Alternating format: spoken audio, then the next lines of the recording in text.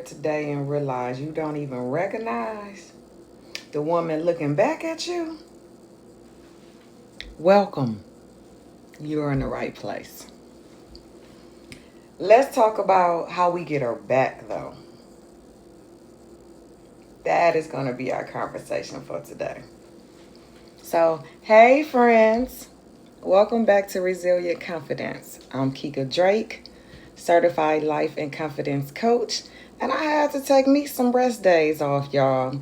But now I'm back and I'm feeling rejuvenated and better than ever. And today, we are going to have an honest kitchen table conversation.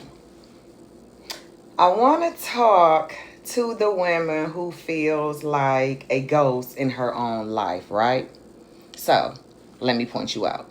You're a nurse, a mother, a corporate leader, a caregiver. You wear all the hats. But if I stripped away those labels, you wouldn't even know what your hobbies are anymore. And don't feel bad, because I was you. You were me. You lost yourself while saving everyone else. And the honest truth, it hurts. Believe me, I know. I was there right with you. It felt and it feels lonely. And you are tired of just functioning, right? So I want to talk to you about a teachable lesson called the self-abandonment cycle. Let's look at the psychology of how this happened, right? Because it didn't happen overnight. It happened in micro moments of self-abandonment, right? So every time you stay in a toxic relationship, hoping that they'll change. Yeah, I've been there. Let's see. Every time you took an extra shift when your body was begging for you to rest. Every time you stay quiet to keep the peace while a war raged inside your damn mind. Yeah, I truly know all about that. And I consider that one to be the most dangerous one of all.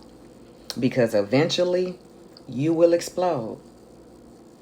You developed a habit of prioritizing everyone else's comfort over your own survival. And I know I'm hitting the head on the nose because I was you. Like I said, your brain learned that to be safe and loved, you had to be useful.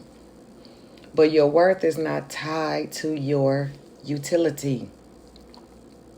So I want to talk to you about something I call the Resilient Action Plan. It's a 3-step framework, right?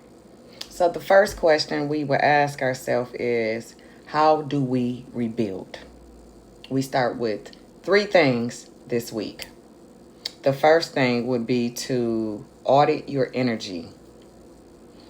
Write down a list of your daily tasks. Identify what is a necessity and what is you are over functioning to manage other people's anxieties. So, 2, you would reclaim a daily ritual. It can be a 10-minute prayer time, which that's something that I love myself. You can also take a solo drive or do some journaling, but it must be a non-negotiable. 3, I would say practice the pause. When someone asks you for something, do not immediately say yes. Let me move my cup out the way, my mug. Give yourself a 60-second pause to check your capacity because it matters. It truly, truly does. You matter. Yeah, you matter. Rebuilding your confidence isn't about becoming a different person, right? It's about returning to the woman God truly created before life told you to hide. Yeah. Guess what?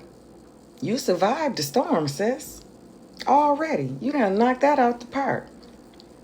Now it's time to live. How does that sound? Yeah. Now it's time to live. If this resonated with you, hit that subscribe button and share with a sister who needs to hear as well. And let me know in the comments below, what is one way you are choosing yourself today? I'll see you next time on Resilient Confidence. Love you.